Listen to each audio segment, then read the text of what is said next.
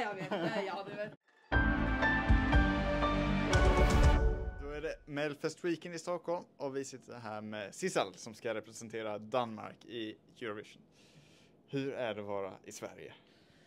Det har været dejligt. Det har været jättebra. Jeg har ikke haft så meget tid til at gå rundt endnu. Men jeg har lidt i morgen. I morgen har jeg lidt mere fri, men så skal vi til generalprøve. I don't know how you call it. Ja, generalprøve. Ja. Til Melodifestivalen og så til afterparty senere. Så vi har lidt tid. Men det har været dejligt. Svenskar är söd. Jättebra. Ja. Du är hela dagen planerad imorgon och ikväll så ska du sjunga här på Nalen. Du ska sjunga Hallucination. Yes. Och den här låten har du ju skrivit med svenskar. Ja. Ja. 3 svenskar. Ja, producer. Den ene producer. Ja. Det är ju Joy Deb, Linnea Deb och Melanie Weber bland annat. Hur skapades den här låten? Vi var på en musikcamp, en Melodi Grand Prix camp, Scandipop, hvor vi havde en kort session, musiksession på 3 timer. Så det var mig og Malte og Chris og Line. Linnea og Melanie og Markus, de var sådan mentors. Så de kom ind og hørte sangen. Og så kan jeg bare huske, at de kiggede på hinanden, og de var sådan, this is something. This is something. Og så snakkede vi om jo, hvordan,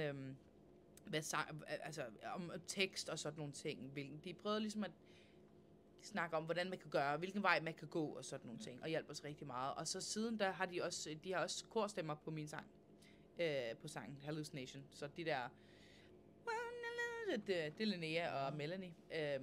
Og så kom Joy jo til København for at løfte sangen en lille smule, få lidt ekstra svensk, skrue ekstra svensk på den. Så det har været en honor at arbejde med dem, fordi de er ikoniske i den her verden, fuldstændig. Ja. Jo, ja. Ja, de har ju vunnit Eurovision. Ja. Med Heroes vann ju Joy och Linnea. Oh yes. Ja. Ja, og Melanie vandt jo med Sands sidste år. Men okay, Eurovision, det hele Eurovision, men ja, de er virkelig dygtige. Ja. Det brukar ju gå väldigt bra för Mellan innan hon tävlar i Melodi Grand Prix i Danmark. Ja, streak, maybe, måske næste år, så bliver det en hat-trick, måske med en tredje vinder i Danmark. Ja, vi får väl hoppas på det. Ja. Kanske med dig som artist igen. Eller vad tror du? Nej, ikke næste år. Nej. Jeg tror, hvis man har vundet, så skal man give de andre en chance de næste par år. Altså, jeg skal ikke sige, det kan godt være om et par år, at jeg kunne finde på at enten deltage i de svenske også, eller danske. Men ikke endnu. Nu nyder jeg det her, og så skal de andre få plads til at opleve det. Ja, selvfølgelig. Ja. Och nu är det några veckor kvar bara tills du åker ner till Schweiz. Det var det 6 veckor eller något sånt ungefär? Ja, omkring, ja. Vad ska du göra fram tills dess? Jamen, vi har jo de her pre-parties, så jeg skal til Amsterdam, London og Madrid.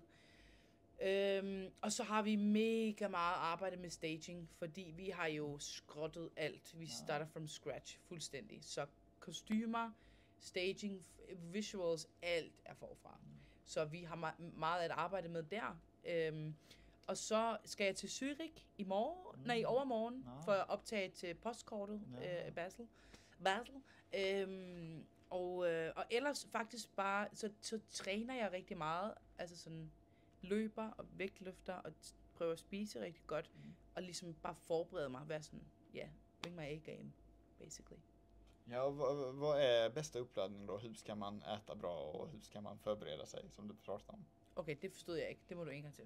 Hvordan skal du spise godt for Eurovision? Jamen, det er mere sådan en, altså jeg træner rigtig meget, og det er sådan en, der giver mig mentalt overskud også. Altså det er godt for min hjerne, og det er godt for min krop. Så jeg sørger for at spise nogenlunde sådan, altså obviously, I don't say no to cake. Altså sådan, jeg siger ikke nej til kage, men jeg spiser masser af proteiner og træner rigtig meget og går meget højt op i, jeg vil gerne være stærk og sund. Ja. Og det er ligesom det vigtigste for mig. Og det også, jeg tror, det vigtigste grund til at træne, det er det her. It's this element there. For energi og for overskud og for clarity. så meget, som jeg nu kan. Men altså, ja, ish, ja. Ja, och imorgon ska du titta på Melodifestivalen. Har du koll på vilka som tävlar? Jamen, jeg havde en yndlings i hele Melodifestivalen. Det var Arwen med This Dream of Mine. That song does something to my soul. It takes me to church. Men hvis jeg ikke skal det, jeg kan rigtig godt lide Clara Hammarströms sang. Jeg elsker John Lundviks vokal. Sangen, men vokalen, Morgens, always a classic. Og jeg kan faktisk rigtig godt lide hans sang. Jeg ved godt, at mange er sådan lidt, jeg er sådan, I like it. It's my guilty pleasure. Men Hush Hush er en sjov sang. Jeg kan godt lide den. Den er catchy. Vokalen også. Altså ikke sådan en, jeg tænker, wow. Altså det er sådan en, den er mere sådan, men den er catchy. Ja. Og så ham der med klaveret. Hvad er det, han hedder? Gresola. Ja, great. Så jeg ved det ikke. Altså jeg synes det er svært, fordi at Sverige har så mange gode kandidater. Jeg synes det er fandme svært. Ja. Vi får se imorgon hvem du träffar i Schweiz. Hvem jeg kommer til at møde. Det bliver spændende. Ja, verkligen. Jeg håber ikke det er Mogens, fordi at good luck bitch. Nej, jeg håber, ved du hvad, uanset hvem det bliver, så bliver det sjovt. Det bliver skide sjovt. Og jeg tror bare, man kan lære rigtig meget af de andre artister. Altså virkelig meget. Helst hvis man møder en som Mogens. Altså Måns, it's a legend. Ja, och du är fortfarande bäst på att göra hallucination. Ja, lige præcis. Og det som jeg kan fokusere på, er at gøre mit bedste. Jeg kan ikke gøre meget andet, altså alt andet. Og jeg prøver bare at nyde det, altså at tænke det her som en oplevelse frem for konkurrence. Altså, det er nok det bedste. Ja, och vi önskar dig lycka till inför Eurovision och hoppas allt det bästa. Tusind tak, og selv tak. Tack själv.